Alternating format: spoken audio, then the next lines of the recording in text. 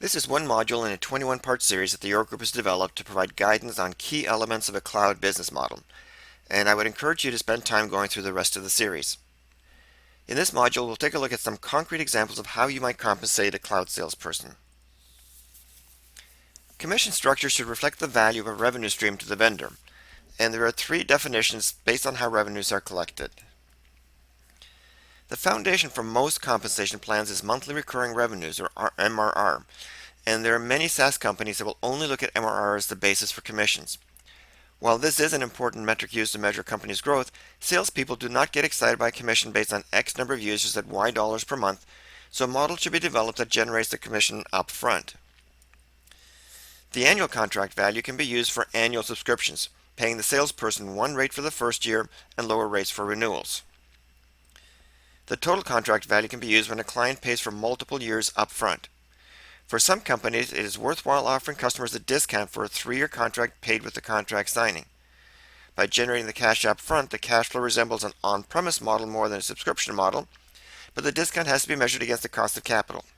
In other words, what does a discount translate into as an annual cost of capital, and how does that compare to other forms of financing? For contracts that have a duration of 1 month or less, the industry standard for monthly subscriptions is to pay the salesperson 100% of the first month's subscription fee. 1/12 of the annual contract value is 8.3%, which is roughly the standard commission for software sales. The farmer would get 20% of the hunting commission for a straight renewal. However, you also want the farmer to actively expand the use of the product, so they would typically get a commission equal to 40% of the sales commission for the first year of expanded use.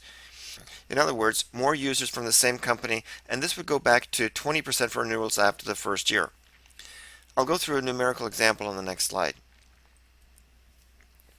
So let's say the subscription fee is $1,000 per year. The hunter closes a deal and gets a commission of $1,000, and then throws the deal over the wall to the farmer. A year goes by, and the customer renews the subscription for $1,000. No change. In this case, the farmer gets a commission of $200. However, if the farmer has done a good job of nurturing the account and has managed to double the subscription value to $2,000, he gets an additional $400 for the increase. Now, on the total contract value, if you collect a 3-year contract up front or you get a contract signed for 3 years, the salesperson will expect to receive a full commission for the entire amount, as if he were selling an on-premise software license. Since it is a longer-term contract, in many ways the hunter is also the farmer, since the renewals are baked into the agreement. However, the upfront payment is more of a financial decision made jointly by a vendor and the customer, and is not directly attributable to the salesperson. The industry standard is to pay 60% of the regular commission for the second year. So in the example of a $1,000 per month subscription, they get $1,000 for the first year and $600 for the second year. For longer-term contracts, they get 20% of their commission every additional year, effectively getting the renewal commission as part of their compensation. At the end of the day, you have to decide what is important to you.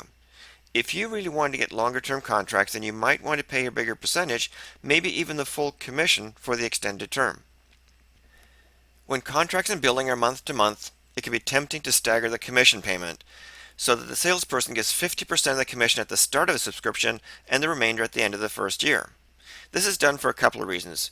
First, to better match the commissions paid with the cash received, eases your cash flow crunch. And second, it rewards salespeople for subscriptions that are successfully renewed through the first year. But this can be counterproductive. Salespeople should be focused on adding new accounts and helping build MRR, and reducing the immediate reward for a hunter will be a disincentive for many salespeople. Second, it makes commission tracking more complicated. Third, and perhaps most important, the salesperson shouldn't be held responsible for the quality of the product. Customers elect to not renew for many different reasons, most of which have nothing to do with the salesperson, unless they've been setting unreasonable expectations, in which case you have more of a sales management problem than you have a commission problem. We've been focusing on compensation model for subscriptions, but for many of you, the subscription might only be part of the transaction. There could be professional services, other software, maybe there's hardware or extended services contracts, so the compensation structure might have to take other factors into consideration. If this is purely a subscription sale, then revenues will be the metric you focus on. But many solutions pull through professional services can be many times the value of the subscription. And professional services usually have a cost associated with them, in which case the focus might be on the gross margin contribution from the overall transactions. Now, in many regards, we are still in the land grab phase of cloud adoption, so we are seeing some companies paying commissions based on the net new logos rather than the actual revenues, especially if the initial subscriptions are just a foot in the door with the expectation that each new account will grow significantly over time. The York Group helps ISVs and services companies that want to expand their cloud business. Our website offers a wide range of resources that you can access at no cost. And if there's anything we can do to help you, feel free to give me a call or send me an email.